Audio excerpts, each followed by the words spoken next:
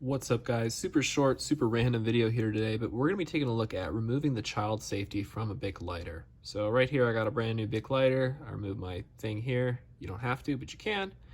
And on top here you'll notice I have the child safety. So this basically makes it harder to actually actuate the lighter.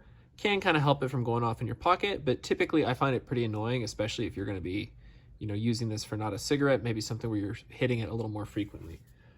Either way, you take a knife, you take any sort of blunt object that's hard, and you can kind of get it underneath this lip here.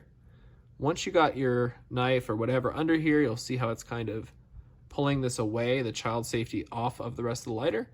At this point, you can kind of just force this off of the lighter. So what I'm going to do, I'm going to wiggle the knife in there deeper. As you see, this is a super blunt knife. I wouldn't do this with like a nice sharp knife.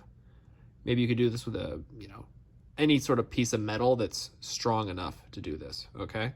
But once it's in here, you're basically going to push and pull at the same time, and boom.